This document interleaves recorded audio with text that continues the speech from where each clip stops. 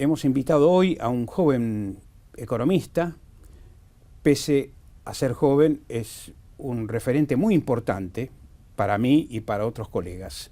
Es Mariano de Miguel. Mariano, muchas gracias. Al contrario, gracias por invitarme. Bueno, Mariano, de cajón, la primera pregunta, ¿no? ¿Cómo ves la situación? ¿Calma chicha, no calma chicha? ¿Problemas, no problemas? ¿Cuál es tu visión del tema? Yo diría que si comparamos la actualidad, el presente, estos días, estas semanas, con lo que vivimos a lo largo de enero y un poco de febrero, diríamos todos que estamos en una situación más calma. ¿Esto quiere decir que se hayan acabado nuestros problemas? No, ni siquiera los problemas menores o más coyunturales, mucho menos, por supuesto, los estructurales que discutíamos con usted, Daniel, y con tanta gente hará un año o 6 meses. Lo que ocurre es que, como usted sabe, la moneda mala desplaza a la buena. En esta ley famosa de la economía también se traduce en términos de que los problemas más urgentes en ocasiones desplazan a los problemas más profundos. Y hace 2 o 3 meses que el equipo económico se está ocupando de la urgencia y de la coyuntura. Yo diría que vamos a atravesar 4 o 5 meses con muchos interrogantes, donde por supuesto distintos actores van a tener juegos diferentes. El equipo económico y la Presidente tratarán de conservar esta calma financiera, económica, quizás pagando algunos costos políticos, como que la economía se Estas enfríe. no son las mismas banderas del cristinismo y del kirchnerismo que blandían. Es decir, la Presidenta de la Nación dijo de manera terminante que no iba a haber devaluaciones. Sí, nunca hay que afirmar este tipo de cosas, ¿no? Porque de pronto la necesidad puede llegar a ahogar, ¿no? Sin duda, y el costo económico y político de un año que probablemente, comparado a otros, sea un año más de ajuste y eventualmente hasta quizás de una pequeña recesión, que atrás de eso, por supuesto, que se suman problemas que tienen que ver con el empleo, con el mercado de trabajo, con la precariedad laboral, con un incremento de la informalidad. Es decir, corremos el riesgo quizás de pasar de la agenda del dólar a una agenda un poco más ampliada, que sea la del dólar, la de una actividad económica estancada. Que es la inseguridad económica en este caso. Sin dudas. Por supuesto, son problemas que depende contra qué problemas u otros problemas se los compare, uno los puede preferir, pero sin dudas no son un escenario de holgura y de festejo, ¿no? Claro. Fíjate vos, ¿no? La población, hay una encuesta donde participó la Universidad Católica y Gallup, que advierte que el 63-64% de la población argentina considera que, tal como están dadas las cosas, con los ingresos que tiene, no llega a satisfacer sus necesidades. Es un clima pesado, te diría. Es un problema serio y muy difícil de solucionar en el corto plazo. Sobre todo porque juega con los anhelos y con las expectativas. Es muy interesante ese resultado, porque si uno hace un corte en esa población de ingresos y mira de repente al trabajador asalariado, acá está muy claro lo que usted acaba de decir. Hasta hace 3, 4 años, el asalariado promedio, la sensación que tenía es que podía haber un problema de inflación, pero que en general sus ingresos salariales empataban e iban por encima. Entonces se podía preocupar por la inflación, pero sentía que su quinta, y en el mejor sentido de la palabra lo digo, ¿no? Su rancho podía conservarse, podía mantener un nivel de vida e incluso mejorarlo. De 3, 4 años a esta parte, la sensación es que la pelea ya no es por mejorar el poder adquisitivo, sino a lo sumo por conservarlo. Esto que ocurre en la población asalariada, por supuesto que se extrapola a otros sectores de ingresos, quizás no asalariados, mucho más cuando uno retrocede en el nivel de ingresos, ¿no? Hay quienes están en los niveles de ingresos más altos, que tienen una situación un poco más holgada, que quizás sienten que pierden poder adquisitivo, pero que no han perdido estándares fundamentales de su vida o consumos habituales, ¿no? Claro. Estamos en plenas paritarias, ¿no? Algunos sindicatos se han conformado, otros sindicatos están en protesta, sigue el conflicto docente. ¿Qué importa más, el conflicto de los gremios públicos o el conflicto con los gremios privados? ¿Cómo viene esa mano? Yo creo que los dos importan, aunque quizás con un timing diferente, ¿no? En los gremios lo que está claro, y esto es una lectura relativamente unánime, se sea gremio oficialista, se sea gremio opositor, se sea gremio público o privado, y es que el poder adquisitivo se deterioró fuerte, sobre todo después de diciembre, donde hubo un salto de precios marcado, Y en enero y febrero, fruto de la devaluación. Como usted sabe, Daniel, la devaluación produce un traslado a precios que después se podrá discutir cuán grande es, dependiendo de las circunstancias, pero que existe y existió. Claro. Tenemos insumos importados, dolarizados, parte de nuestras exportaciones obviamente significan que al devaluar generan presiones sobre los costos y los precios. En consecuencia, la discusión acá para los gremios es primero determinar cuál fue el impacto en precios de esta devaluación y pelear por poder adquisitivo. En esta me parece que están todos los gremios.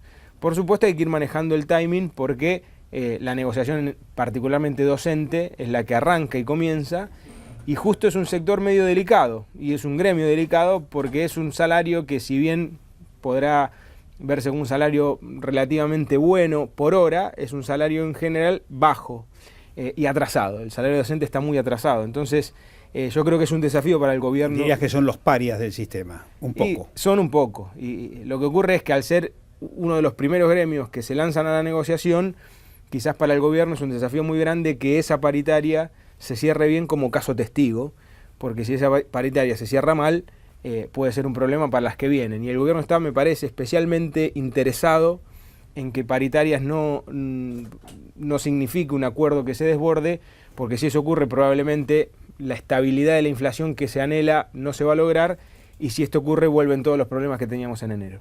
Claro. Bueno, habrá un poco que ver, ¿no? Si se recupera un poco el tremendo nivel de inflacionario que hemos tenido, ¿no? ¿Vos crees que si los dirigentes gremiales de la línea oficialista no recuperan eso y las bases lo advierten y lo entienden, ¿crees que pueden llegar a ser desbordados? A mí me da la sensación de que hoy el escenario no es de desborde, si hay una tensión entre las bases que, reconociendo un problema, presionan para que la dirigencia obrera negocie y dé pelea por ello, pero me da la sensación de que los dirigentes obreros han tenido la relativa lucidez de plantear el problema en una agenda un poco más amplia. Es decir, bueno, si en términos de salarios va a estar muy difícil conseguir aumentos del salario nominal por encima o que empaten la inflación, por lo menos discutamos otras cosas, condiciones laborales, discutamos aspectos relacionados a incentivos extras, beneficios y beneficios que pueden convencer al trabajador de que, si bien perdió por un lado, parcialmente compensó por el otro. Pero esto es difícil de hacer, porque las bases, y como cualquier trabajador, mira muchas variables que influyen en su condición de vida, pero la primera que le da la sensación de si está mejor o peor es su salario, ¿no? Claro. Fíjate qué detalle, ¿no? Porque si esto no sucede, si no hay una recuperación de la pérdida inflacionaria más la que se está viniendo, indudablemente que esa disconformidad puede transformarse en un conflicto importante, ¿no? No solamente callejero, sino en las fábricas. ¿Qué es lo que avisorás? ¿Qué es lo que avisorás en caso que no haya un conformismo por parte de los gremios y por parte de los sectores? ¿Habrá 2 paritarias, 3 paritarias, 4 paritarias? ¿Qué es lo que pensás? No, bueno, me da la sensación de que hay que evitar, y cualquiera sea el interés que uno tenga político, si se quiere, hay que tratar de evitar ese escenario porque es el peor de los mundos. Es decir, es el peor. Y yo diría, mire, Daniel, usted recordará que hasta hace poco se hablaba del Rodrigazo. Yo creo que estamos, si miramos las variables argentinas, estamos lejos de los niveles, inflación, tipo de cambio, empleo, etcétera, de los niveles que se dieron cuando ocurrió el fenómeno del Rodrigazo allá por el 75 con Rodrigo, ministro de Economía. Sí. Sin perjuicio de lo cual, Daniel, hay una lógica que en enero se dio muy parecida. Entonces, el escenario que usted plantea de reapertura de paritarias, inflación que no se controla, devaluación en consecuencia... No estoy siendo apocalíptico, es simplemente posibilidades que pueden surgir. No las descartás, estas posibilidades. No, de hecho, en enero, el susto que tuvimos muchos... ¿Qué te parece? Es que se diera una especie de Rodrigazo diferente al de entonces, quizás menos grave, pero con una lógica similar. Yo creo que hoy nos alejamos de ese escenario un poco, pero si las paritarias no cierran bien, si la inflación no se contiene, si eso termina en que no se saben y no se manejan los costos, si se pierde la competitividad que se ganó por la devaluación, para los que creen que la devaluación es útil en términos de competitividad, y se tienta una segunda vuelta devaluatoria, entramos en un escenario muy parecido al que le tememos todos, ¿no? Sí, sí. Reconozco siempre en tu capacidad, Mariano, en tu capacidad de análisis, que no te quedás simplemente en las estadísticas económicas, sino que la vinculás con la problemática social y además con la problemática internacional. De hecho, estamos ante esta realidad que es difícil de definir, ¿no? Labaña, el exministro Labaña, ha señalado que este es un ajuste ortodoxo. En primer lugar, ¿qué es un ajuste ortodoxo, según tu criterio? Yo personalmente creo que el ajuste no es ni ortodoxo ni heterodoxo, hay un ajuste. Un ajuste. Que puede variar en el sentido de lo que uno mete en el combo, claro, o en la cajita infeliz, para llamarla de alguna manera, ¿no? El ajuste es un ajuste. Si uno quisiera esforzarse en tratar de calificar qué sería un ajuste ortodoxo y heterodoxo, voy a ser bastante polémico con lo que voy a decir. Quizás Cavallo hizo en su momento un ajuste heterodoxo. Porque, ¿qué te parece? Abrió la economía, estableció la convertibilidad. Utilizó distintas palancas del distintas tren. palancas. Con la apertura de la economía, por supuesto, significó un costo altísimo para la producción nacional y para un montón de industrias y pymes, pero contuvo la inflación. Logró al comienzo que entraran muchos capitales, por supuesto hipotecando, a mi juicio, parte del futuro, pero eso permitió mantener y elevar el nivel de vida durante unos años, bastantes, hasta que el modelo dejó de cerrar. Pero yo diría, fue una especie de ajuste a los efectos de contener inflación y evitar los costos que habíamos tenido con la hiperinflación previa, pero fue heterodoxo en las herramientas que utilizó. Diríamos, a ver si me equivoco, hay ajustes blandos y ajustes duros. Por ejemplo, el Rodrigazo es un ajuste muy duro, fue un ajuste muy duro, 100% de devaluación, las naftas aumentaron casi un 200% de un día para el otro. Eso fue un ajuste duro. ¿Qué sería un ajuste blando? ¿El que ya se impuso o requerirá más elementos para hacer un nuevo ajuste? Yo creo que es el que ya se impuso con algún nuevo elemento y me parece perfecta su distinción, Daniel, porque fíjese que el gobierno me parece que aquellos que reconocen que están de cara a un ajuste pequeño o grande, pero un ajuste al fin, dicen queremos que sea heterodoxo. Y su distinción entre duro y blando es mejor. ¿Cómo va a tratar, yo me imagino, el gobierno de que este ajuste sea lo más blando posible en este sentido? Bueno, tuvimos que devaluar, tratemos de compensar. ¿Cómo? ¿Quiénes pierden? Los sectores más bajos. Saco planes progresar. Tuve que Pero un plan progresar de 600 pesos ya se lo comió la inflación. Ya se lo comió, tratarán, pero en el espíritu, compensarlo de alguna manera.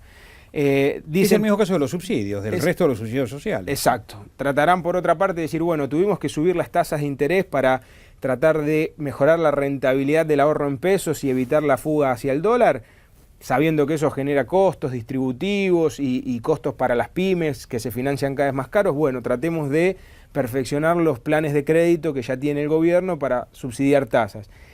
Me parece que está esa idea en la cabeza. Yo creo que igualmente es una idea que puede ser loable, pero que es de difícil puesta en práctica y que va a requerir, digamos, no se resuelve ni hoy ni mañana, es decir, va a ser una pelea de todo el año, ¿no? Sí, sé que viajás por el interior, das conferencias, hablas con los productores, hablas con los dirigentes políticos y empresarios. Digamos que la problemática es única en el país, o después de estos viajes por el interior dirías que hay, digamos, rincones distintos de problemáticas. Yo diría claramente que hay rincones distintos de problemáticas. Recientemente estuve en Resistencia, por ejemplo, concretamente en Villa Ángela, ahí a 200 y pico de kilómetros. Zona algodonera, por ejemplo. Zona algodonera, ahora también está muy bien con la soja, el sorgo, etcétera. Pero es una zona de economías regionales, ¿no? Y las economías regionales, a algunas les ha venido bien la devaluación porque les recompuso competitividad, pero no trajo solo beneficios, trajo problemas, aún para las economías regionales. ¿Qué tipo de problemas? Generó una renta, la devaluación que no está claro quién se la va a apropiar, no está claro que esa devaluación y mejora de la competitividad para ese sector se traduzca en que los productores pequeños son los que mejoran su situación, y esa disputa por la renta trae problemas. Pero fíjese, Daniel, cómo la devaluación, que puede ser un aliciente para las economías regionales, sin dudas es un problema y un costo para los trabajadores. Hay sectores económicos de la Argentina que no necesitaban una devaluación, y es un solo ejemplo de cómo, si uno cree que el país es solo uno, todo homogéneo, se confunde y va a correr el serio riesgo de pensar que una medida económica tiene los mismos efectos para todos, que no es así. Claro. El caso de Mendoza, el caso de Cuyo es una realidad, el caso del noroeste es otra realidad. Totalmente distinta. Y el caso del noreste, en esta línea, la situación del Chaco, ¿no? Estuvimos hablando del empleo, estuvimos hablando de la crisis. Sigue sin haber ningún tipo de inversión en el interior. Inversión fabril ni procesamiento de la producción agraria. Bueno, yo creo que ahí hay un problema estructural, que es que un país como Argentina, que por distintas razones históricas que quizás no podemos discutir acá, ha tenido un desarrollo muy macrocefálico, como se dice, muy concentrado en Buenos Aires. Lo plantea muy bien la radiografía de La Pampa, ¿no? Exacto.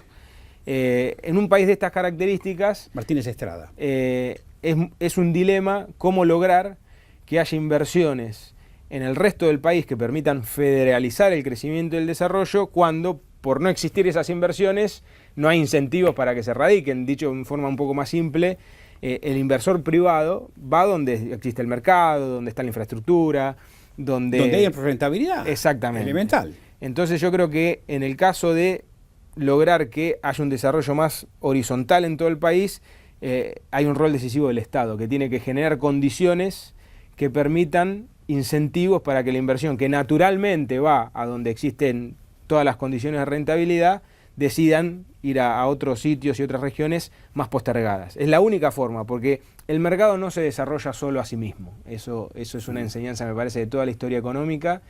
Y allí donde no estaba el mercado, donde no estaba el desarrollo, hubo una política, me parece, al menos de orientación del Estado para generar esas condiciones. Insisto, infraestructura, logística, transporte, comunicaciones. Son cuestiones que ningún privado las va a hacer por sí mismas, porque harían totalmente no rentable la inversión. ¿Vos crees que todos estos pedidos de solucionar el tema de la exclusión social, de luchar contra la pobreza, ¿sí? La línea que trae Francisco, ¿no? Que trae el Papa, y que fue, digamos, sus consignas siendo el obispo de Buenos Aires, más el diálogo interreligioso, esta lucha es voluntarista? ¿Es simplemente porque es una ensoñación? ¿Es voluntarismo puro o se puede? Yo creo que se puede. No hay que olvidarse, Daniel, que en la Argentina, si uno compara la Argentina del 74 con la de la crisis del 2001, y sin asignar responsabilidades, en el 74 teníamos 3% de pobreza. Cierto es que se medía solamente en el conurbano, pero el 97% de la población estaba en zonas urbanas, y terminamos con casi el 50% en el 2002. Y ha habido experiencias históricas en un sentido contrario, es decir, Brasil ha sacado millones de personas de la pobreza durante los gobiernos de Lula. Entonces me parece que no es un anhelo utópico, pero sí... Se habla de 20 millones en el caso de Brasil, ¿no? Exactamente. Me parece que no es un anhelo utópico, pero sí requiere entender que la pobreza se puede reducir por crecimiento natural, en parte por mejoras de desarrollo y políticas específicas, pero luego queda un núcleo duro, sobre todo en países que hemos desandado tan mal el camino de la igualdad hacia la pobreza. Se requieren de combatir ese núcleo estructural, primero durante mucho tiempo, y segundo con políticas verdaderamente concretas y de Estado y sostenidas. Yo recuerdo en una de las últimas reuniones de la Pastoral Social, tuve la fortuna de coordinar un panel y hacer el resumen final con, en ese momento, Bergoglio sentado al lado, ¿no?